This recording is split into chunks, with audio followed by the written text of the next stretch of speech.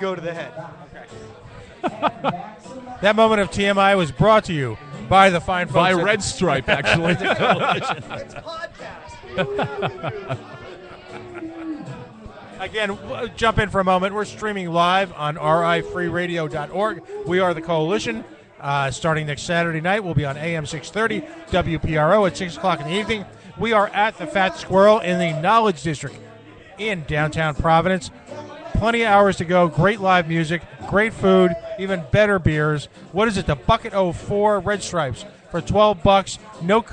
Just a wonderful spot to hang out at. Support your local tavern, and particularly support those institutions which are politically involved in the community and willing to support community-based organizations like Normal. And that's a good point, because there are many establishments that would say, well, we don't want it to affect business. We can't weigh in on cannabis, or we can't weigh in on the stadium issue, because they don't want to kind of segregate, that kind of group of politically active people. But you have these great establishments that are willing to weigh in, and, kind of from a libertarian anarcho-capitalist side of things, they're fighting it every day just to keep their doors open. Right. And they need and deserve your support, because as Rhode Island suffers from some sort of bizarre political Stockholm syndrome, as my co-host Dave said just a little while ago, those members of the community that are willing to step out of line and get in the face and get in the grill by supporting independent candidates, independent causes, independent radio need to be celebrated and embraced. So, here. So, we are back. We're talking about medical marijuana / cannabis. Mark, what are your thoughts? What are the opportunities for passage this year in terms of full legalization? I mean, what do you think? I think along with Normal, regulates, along with, help from, just different organizations, and, as far as you guys, just getting that word out there, there is a possibility. The thing is, this is going to be one of those bills where it's going to be it's probably going to be slid in out of nowhere. And it's going to be under some sort of conditions that, again, they're going to try to make it so Rhode Island big businesses will prosper, no matter what. All right, so who are some of the legislative leaders that we love that are supporting this? I think of I had a conversation tonight with a new senator, Senator Elaine Morgan, who's actually been an outspoken opponent of this new legislation that would interfere with the civil rights of caregivers. Yes. And she's actually new to the scene. Interestingly enough, she's a libertarian Republican. This issue has a potential to cross political boundaries. That's one thing that I do find interesting. It doesn't belong to any particular, political party. This is something that kind of does actually cross those boundaries, cross those gaps, because both sides can really see what it can bring to our local economy, what it can bring, what the bottom line is. It's not really a political party issue anymore. It's really just a right or wrong issue. Is it right for Rhode Island? Is it wrong for Rhode Island? Well, it's not if it's just for Rhode Island. I mean, it's for the whole world. Oh, yes. I mean, bottom line is I feel like if we're going to go at this as far as like whether it's right or wrong, it's something that was put on the planet by the quote-unquote creator of the planet, okay? And like I say, I've been saying this for a while, but if it was bad for you, it would have been proven already. Yes. There's things like poison ivy, poison oak, poison sumac. You smoke any of those, they will kill you. There's no word poison in front of marijuana. Lungs real itchy. Yeah. That's why I want to say this as a member of the Green Party of Rhode Island and the United States of America, that legalization of marijuana has been on our bucket list for the last 25 years. I just want to say that. So this is something that the Green Party was way out in front of a lot of years ago. It's part of the reason why I stopped licking toads. I mean, it's just it's no good for you. After a while, it builds up in your system. It depends on the toad that you're licking and from what country, Well, on a practical level, too, I wonder if someone's actually, our good friend Jared Moffat has been on the air with us, as well as Mark, a couple of times. Look at the money that's being wasted for quality of, quote unquote, they call it quality of life. I'm not sure whose quality of life they're talking about, but for low-level drug enforcement here in the city of Providence. A city that is, by all accounts, financially, morally, and philosophically bankrupt should not be wasting their efforts essentially overly. You can create all sorts of political havoc and engage in all sorts of political corruption, and you will do less time than someone who gets busted with a nickel bag. Shaking down college kids. Yeah, exactly. I mean, somehow it's okay, or it's a 2-year stint if you get caught selling a liquor license, as Gordon Fox did, to a bar on Thayer Street. Yet there are a number of our young brothers and sisters who are facing far more onerous and far more complicated issues than that legally because of essentially a quote-unquote lifestyle crime. And they get caught up in that system. Yeah. So maybe they have employed, but now they have to go to court, so they lose their job. Now they lost their job, so they lose their automobile. Now they can't get to court. Now there's a warrant out for their arrest, and it's for absolutely, it's a domino effect. It spirals out of control. People get caught up in this system. Yeah, and that's the whole thing with blackmailing, but making prohibition. Prohibition didn't work for alcohol; it shouldn't work for marijuana, and that's why they said let's just tax it and make it legal and regulate it, as opposed to because prohibition wasn't working. You had to create a black market by making something illegal. You made that behavior illegal. You didn't curb the people's behavior. You just made those people bad people. Exactly. So by making you made a black market. You now made a criminal element to it by making it illegal. Who ran society at that point of prohibition, alcohol prohibition? The mobsters. Yeah. Why? Because they were put in that position. And they didn't pay their taxes. Yes. So this is basically, we know this has been the way. And but it leads to the whole idea of like the law enforcement. There are laws that you can't enforce. Like the reason why we don't make masturbation illegal, who can fucking enforce it? All right. So the whole idea is like now it's selective enforcement. They nitpick who they're going to go prosecute and how they're going to prosecute them, because certainly like white people smoke marijuana, but yet they don't go to jail as far as the Mexicans and the blacks do. Every summer, Willie Nelson goes on tour. Yeah. Every summer, Willie Nelson gets pulled over. Yeah. And there were some studies done of the whole stop and frisk routine employed by the New York City Police Department in a misguided attempt to, again, enforce what they call quality of life crimes. And they found that the stop and frisk and arrests that resulted from were much more dominant, of course, in the African-American community, and of course in the inner city where they were targeted, where similar behavior in the suburbs or the outer boroughs of New York City would result in some type of civil infraction, or the stereotypical, put that away, kid, go the hell home. And yet lives weren't ruined, scholarships, God forbid, weren't interrupted, young athletic careers weren't squashed, wiped away. All these lives, these potential. I mean, here's the thing.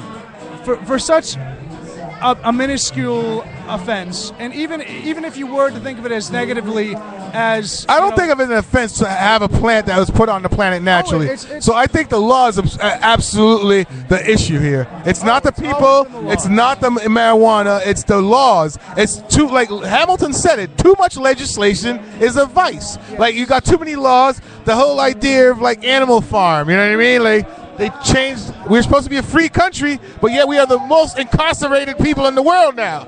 So what happened to our freedom? Some people are more equal than others. Remember that? Yeah, I do remember that. Now, and what's astonishing too is the liberty given to members of the, I'll call it the industrial drug complex, in playing liberties with the facts. Now, I'll give you a hometown situation.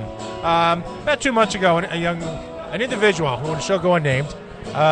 Ms. DiNuccio, I'm sorry, appeared as what we call here in the Coalition the Vincent A. Buddy Cianci talk show, which was actually named after the Vincent A. Buddy Cianci High School. And marinara sauce and cigar and... Right. So she basically made things up.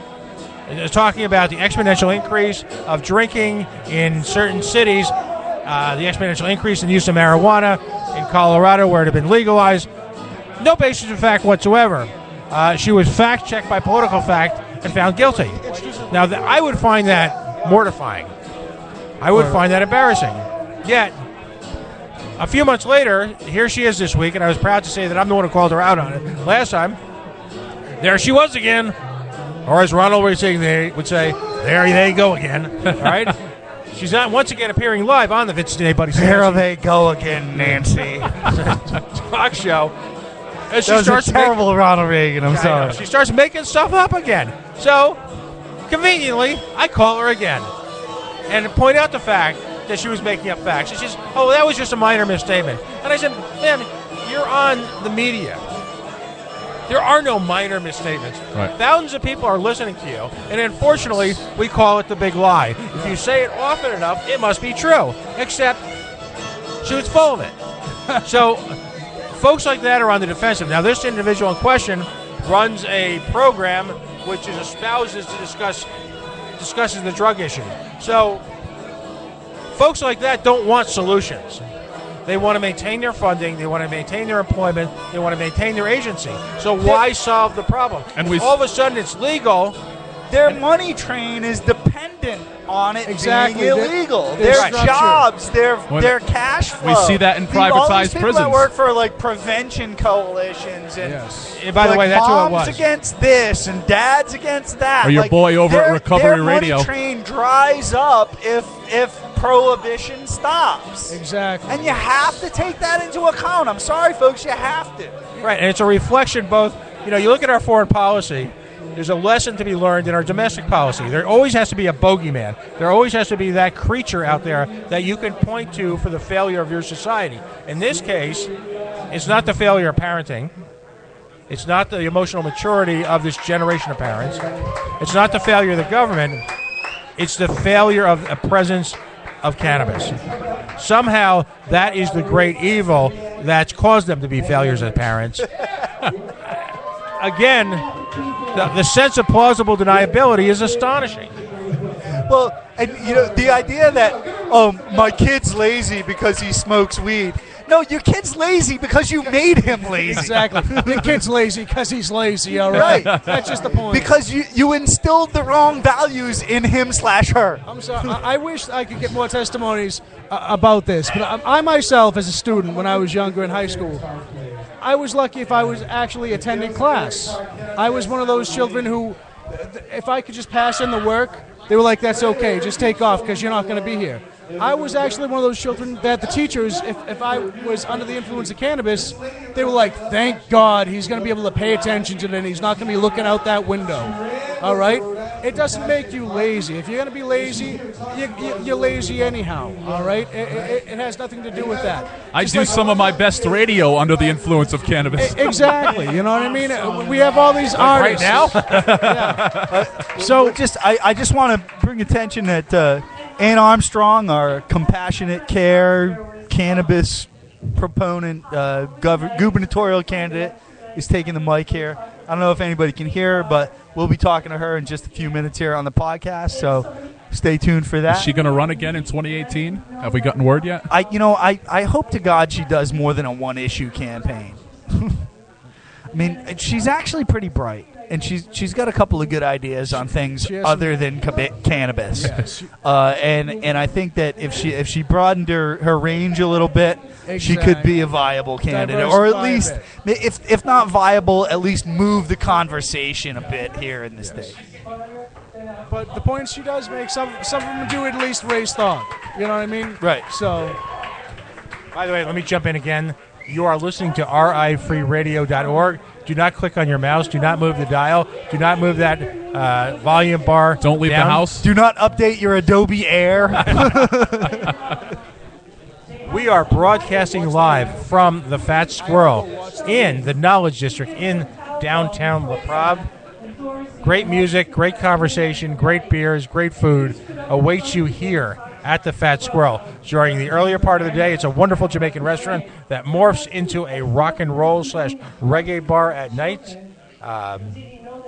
Great atmosphere, a variety of age groups here, from young whippersnappers like right next to me to wizened old, whatever I am. And we've about doubled the turnout here from the last time we did this, and I believe that the third one is already scheduled. So I think as we get into the tourist season in summer, the next one of these, I think is going to be huge. You're going to want to get down here early.